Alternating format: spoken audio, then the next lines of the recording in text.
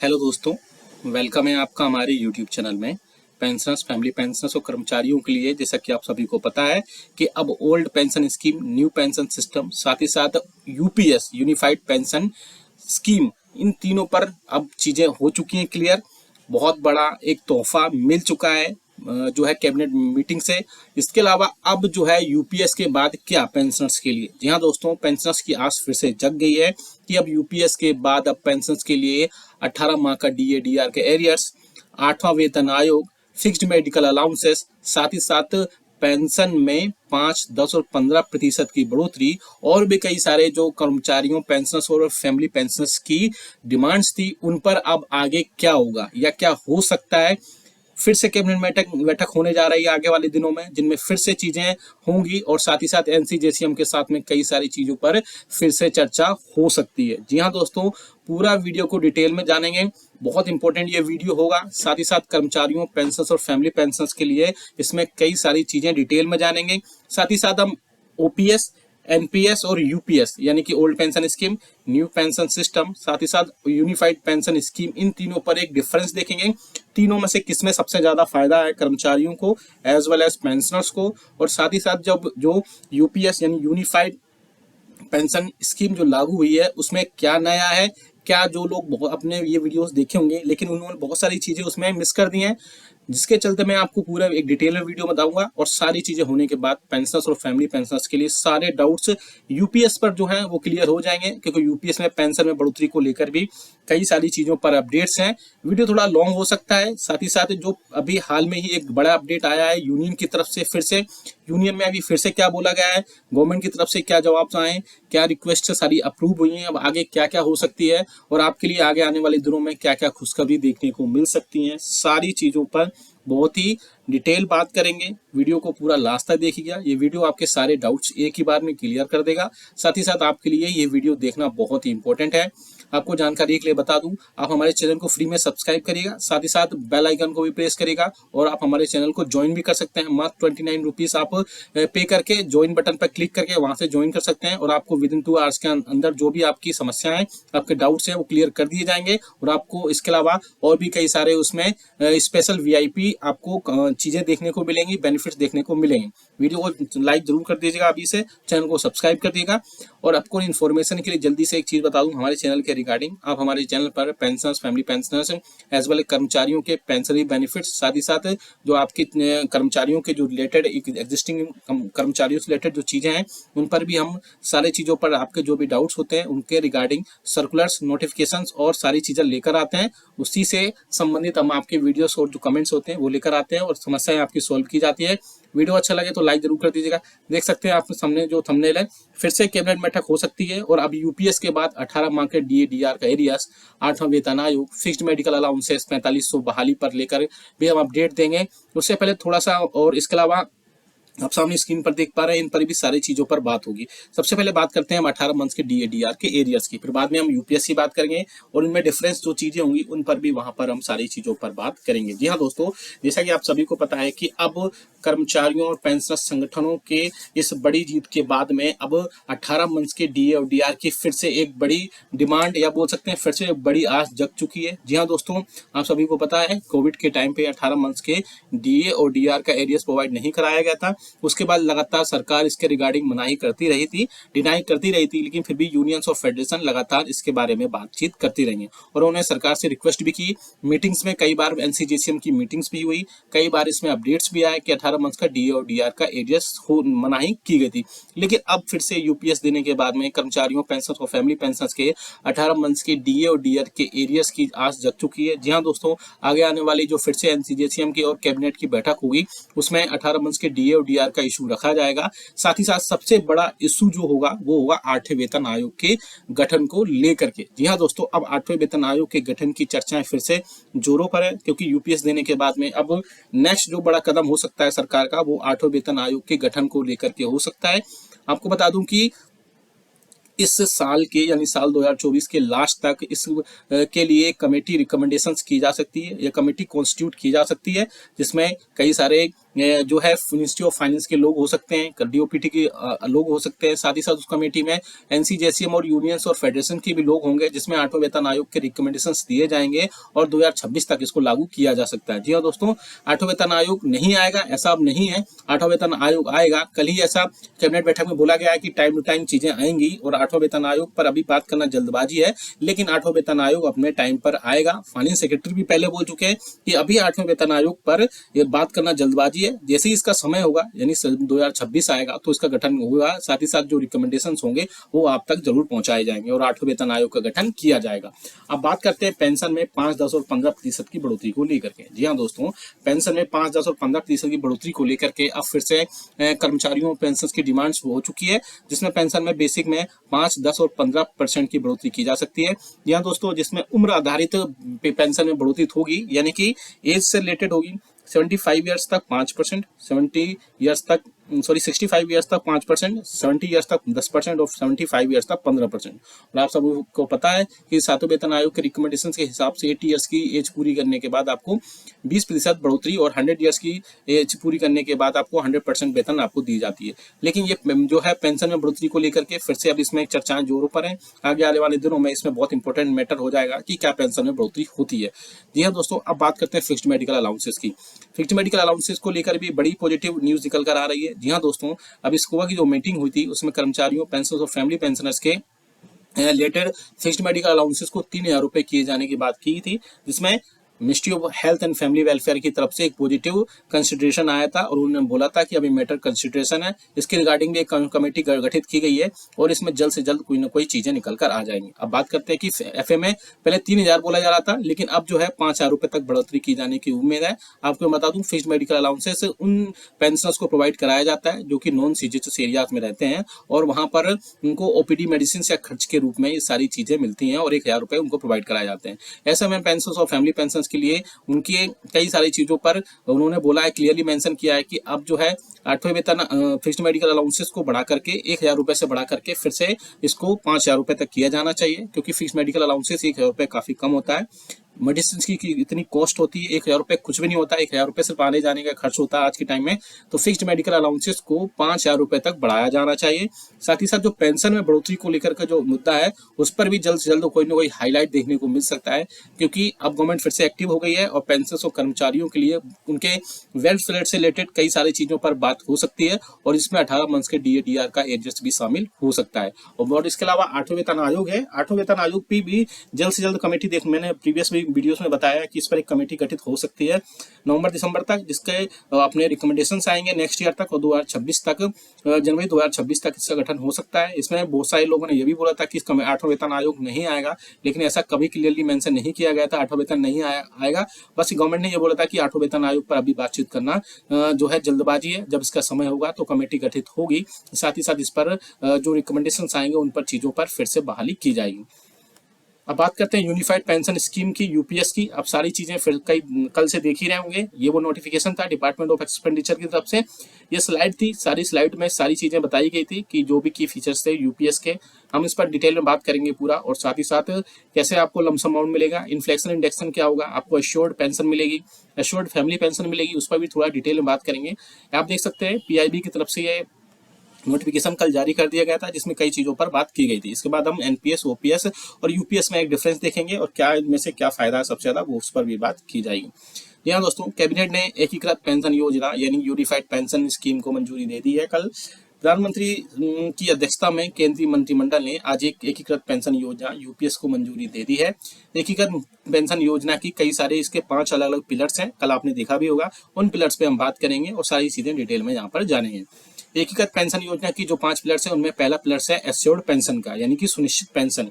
अब जैसे ही 25 वर्ष की आपकी न्यूनतम जो है सेवा आपकी जो भी होगी उसको पूरा करेंगे तो आपको सेवानिवृत्ति के जो अंतिम 12 महीने होंगे, शायद पहले 7 पे कमीशन में ये था कि 10 महीने की जो प्राप्त जो पेंशन होती थी उसका मूल वेतन लेकर के उसका 50% दिया जाता था, लेकिन अब उसको बढ़ा करके 25 वर्ष की न्यूनतम जो अर्हक सेवा है उसको, सेवानिवृत्ति को अब अंतिम 12 महीनों में लेकर के उसका औसत जो भी मूल वेतन होगा वो 50% आपकी पेंशन दी जाएगी। यह और इसके अलावा अगर आप न्यूनतम वेतन 10 साल की करते हैं, न्यूनतम सेवा 10 साल की करते हैं, तो उसी के लिए हिसाब से आपका जो प्रोपोर्शनेट होगा वो आपको दिया जाएगा। अब देख सकते हैं ये 10 साल की सेवा क्या है इसमें। अब पॉइंट नंबर 3 में देखिए कि अगर आप यानी जो सुनिश्चित न्यूनतम पेंशन है यानी एश्योर्ड मिनिमम पेंशन है, इसकी आप बात करें तो न्यूनतम 10 साल की सेवा के बाद आपको सेवानिवृत्ति 10,000 रुपये प्रति माह दिया जाएगा। ये आपका बेसिक होगा। ये बहुत सारे न्यूज चैनल पर ये सारी चीजें अपडेट नहीं हो रही हैं कि वो 10,000 रुपये टोटल होंगे। मैं बता दूं, कल अब पीआईबी की तरफ से जो प्रेस मीटिंग हुई थी उसको आपको डिटेल में आपको सुना होगा, डिटेल में देखा होगा, तो उसमें ये सारी चीजें क्लियरली मेंशन की गई थी कि जो सेवानिवृत्ति पर 10,000 रुपये प्रति माह होगा ये बेसिक होगा। इसके अलावा आपको जो अलाउंसेस होते हैं जैसे डीआर होता है वो अलग मिलेगा, आपको एफएमए अलग मिलेगा, और पेंशनर्स हैं उनको अलग अलग तरीके जो अलाउंसेस मिलते हैं वो उनको प्रोवाइड कराए जाएंगे। ये मिनिमम पेंशन के सिर्फ बेसिक की जहां बात की जा रही है, इसमें अदर जो अलाउंसेस होंगे उनकी बात नहीं की जा रही है। तो ऐसा नहीं कि सिर्फ आपको 10,000 रुपये प्रति माह मिलेंगे 10 साल की सर्विस के बाद में, आपको 10,000 के बाद जितने भी आपके अदर अलाउंसेस चाहे डीआर हो, एफएमए हो या और भी जो अलाउंसेस होते हैं वो सब आपको प्रोवाइड कराए जाएंगे। यानी ऐसा नहीं कि आपको सिर्फ 10,000 रुपये आपको पेंशन में मिलेंगे। अब इसको लिंक करते हैं पेंशन के जो पॉइंट नंबर 1 से, जो एश्योर्ड पेंशन है उससे। उसमें यहाँ बोला गया है कि अब अगर आप अब सपोज करिए कोई पेंशनर्स है या कर्मचारी है 15 से 20 साल में अगर वो रिटायरमेंट लेता है तो क्या भी उसको भी 10,000 रुपये मिलेंगे? तो ऐसा नहीं है। यहाँ पे बिल्कुल क्लियरली बोल दिया गया है कि 10 साल की सेवा तो आपको मिनिमम करनी है। अगर आप इससे ऊपर करते हैं तो आपकी 25 वर्ष की जो न्यूनतम है सेवा, आपको उसको लेकर के वहां पर आप मिनिमम आपको प्रोपोर्शनेट आपको दी जाएगी। सपोज आप 15 साल की, सपोज आप 20 साल की सर्विस करते हैं तो आपको क्या 10,000 रुपये मिलेंगे? नहीं, ऐसा नहीं है। 25 साल की जिस हिसाब से होगी आपको उसके हिसाब से थोड़ा घटते क्रम में आपको वहां पर से आपको पेंशन प्रोवाइड कराई जाएगी, ना कि 10,000 रुपये। तो ये चीजें जो है वो क्लियरली मेंशन की गई हैं। जब गजट नोटिफिकेशन आएगा तो उसमें सारी चीजें मेंशन की जाएंगी। अभी लोगों के बीच में बहुत सारे डाउट्स हैं कि क्या उसको भी, कि सपोज कोई 11 साल से लेकर के 24 साल तक की सर्विस करता है उसके बीच में, तो उसको भी क्या 10,000 रुपये मिलेंगे? तो ऐसा नहीं है। आप इंग्लिश से जो नोटिफिकेशन जारी किया है गवर्नमेंट की तरफ से उसमें आप थोड़ा सा क्लियरली देखेंगे तो उसमें क्लियरली मेंशन किया गया है कि उसको प्रोपोर्शनेट के तौर पे वहां पर लिया जाएगा और उसी प्रोपोर्शन में उसके हिसाब से उसको वहां पर चीजें दी जाएंगी, पेंशन उसमें दी जाएगी। तो ऐसा नहीं है कि जो 11,000 रुपये 11 से 24 साल तक की सर्विस करेगा उसको वहां पर ये नहीं दिया जाएगा। आप देख सकते हैं यहाँ पे क्लियर लिखा गया है, for a minimum qualifying service of 25 years proportionate for lesser service period up to a minimum of 10 years of service. यानी 10 साल से 24 साल के बीच में करेगा तो उसको उसी हिसाब से उसके प्रोपोर्शनेट में आपको उसकी सैलरी उसकी पेंशन वहां पर बनाई जाएगी, जिसमें कई सारी चीजें ऐड होंगी। तो ऐसा नहीं है कि 10 से 11 से 24 साल की सर्विस के बीच में आपको सिर्फ 10,000 रुपये प्रोवाइड कराए जाएंगे। आपने पॉइंट नंबर यहाँ पर 1 और 3 देख लिया, जिसमें एश्योर्ड पेंशन और एश्योर्ड आपकी न्यूनतम पेंशन थी। अब बात करते हैं एश्योर्ड फैमिली पेंशन की। अगर आपकी कर्मचारी जो है उसकी मृत्यु हो जाती है तो उससे ठीक पहले की उसकी जो पेंशन थी उसका 60% उसकी फैमिली पेंशन को या उसकी फैमिली को दिया जाएगा, जो कि एक बहुत अच्छा डिसीजन लिया गया है। तो 60% आपका पेंशन यहाँ पर हो गया। अब पॉइंट नंबर 4 की बात करते हैं, जो महंगाई सूचकांक है उसके बेसिस पर ही आपकी जो है पेंशन तय होगी। यानी कि जैसे जैसे अब इन्फ्लेशन बढ़ रही है, सभी कंट्रीज की बढ़ते हैं, वर्ल्ड वाइड इन्फ्लेशन बढ़ रही है, वर्ल्ड वाइड जो है मुद्रास्फीति बढ़ती जा रही है, तो उस मुद्रास्फीति या इन्फ्लेशन के बेसिस पर ही आपकी पेंशन बढ़ेगी। ऐसा नहीं है जो एक बार पेंशन फिक्स हो गई वही पेंशन फिक्स हो जाएगी। जैसे जैसे महंगाई बढ़ती जाएगी, जैसे जैसे all India consumer price index यानी अखिल भारतीय उपभोक्ता मूल्य सूचकांक API-CIW का आंकड़े बढ़ते जाएंगे, उसी हिसाब से आपका डीआर बढ़ता जाएगा और उसमें आपकी जो बेसिक पेंशन है उसमें भी बढ़ोतरी की जाएगी। तो पॉइंट नंबर 4 का ये इसका मतलब ये क्लियरली मेंशन होता है। तो आप यहाँ पर देख सकते हैं कि महंगाई जो सूचकांक है वो सुनिश्चित पेंशन पर, सुनिश्चित पारिवारिक पेंशन पर सुनिश्चित न्यूनतम पेंशन आपको प्रोवाइड कराई जाएगी। अब बात करते हैं पॉइंट नंबर 5 की। ये बड़ा लोगों के बीच में पेंशन स्कीम में डाउट रहा है कि इसको कैसे इसमें पढ़ा जाए।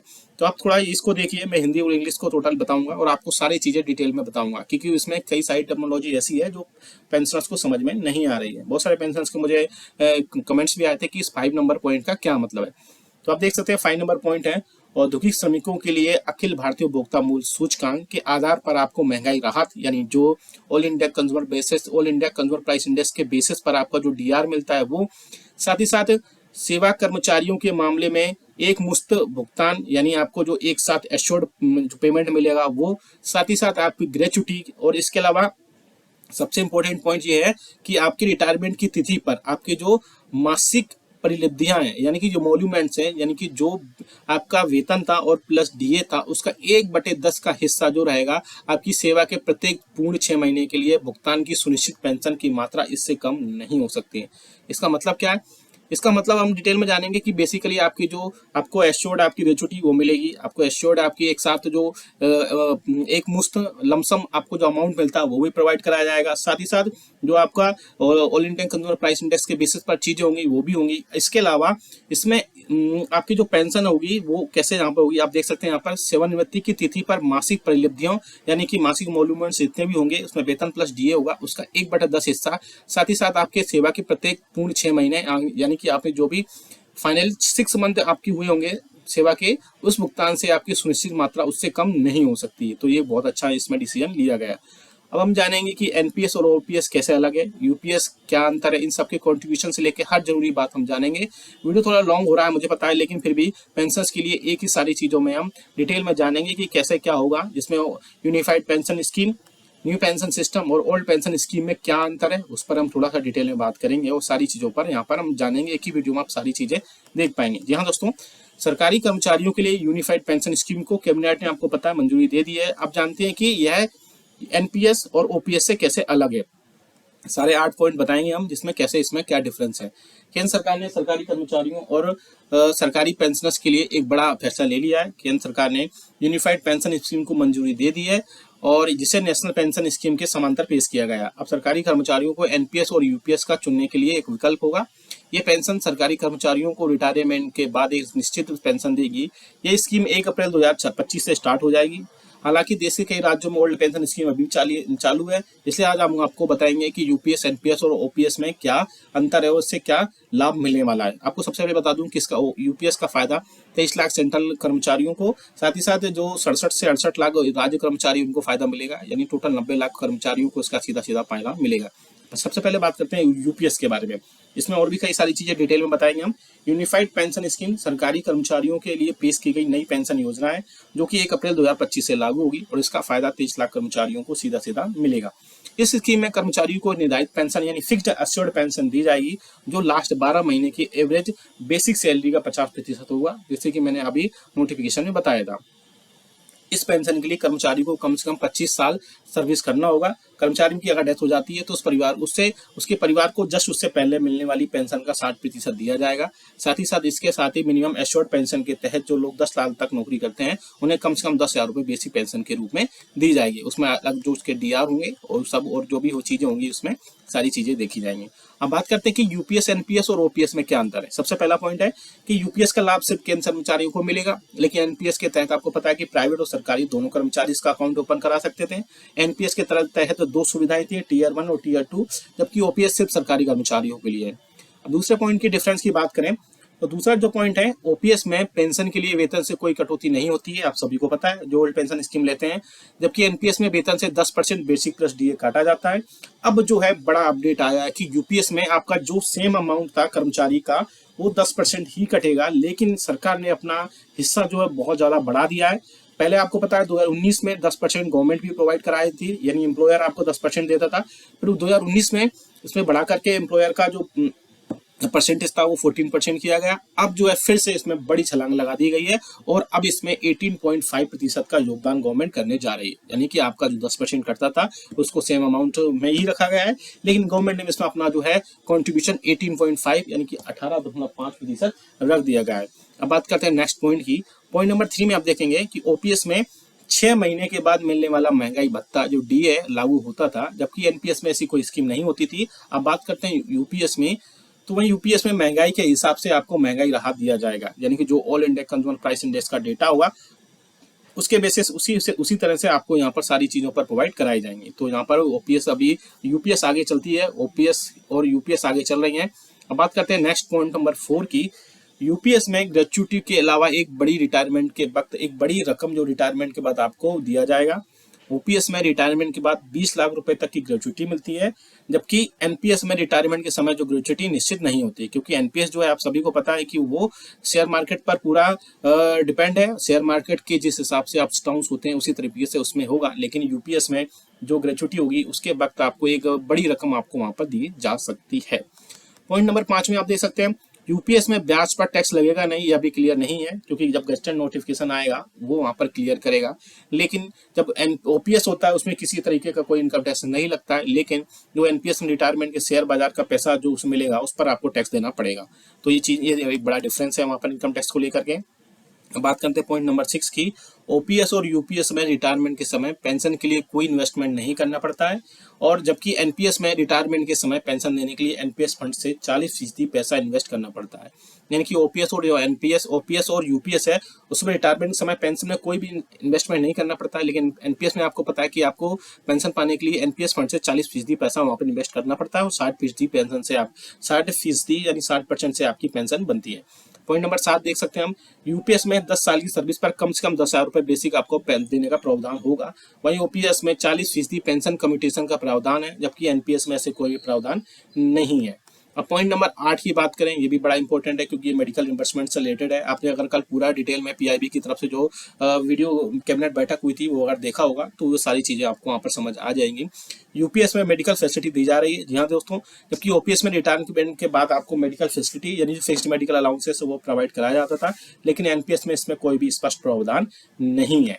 तो ये डिटेल में आपको मैंने 8 पॉइंट्स बताए। आप अगर ये पूरा जो भी मैंने आपको बताया है इसका प्रिंट आउट चाहते हैं या सॉफ्ट कॉपी चाहते हैं, आप डायरेक्ट डाउनलोड करके एक पीडीएफ फॉर्म में जाते हैं तो वीडियो को लाइक कर देगा, चैनल को सब्सक्राइब कर देगा, वीडियो को एक अपने व्हाट्सएप ग्रुप्स में सब जगह शेयर कर दीजिएगा, और कमेंट बॉक्स में आपको बस यस लिखना है।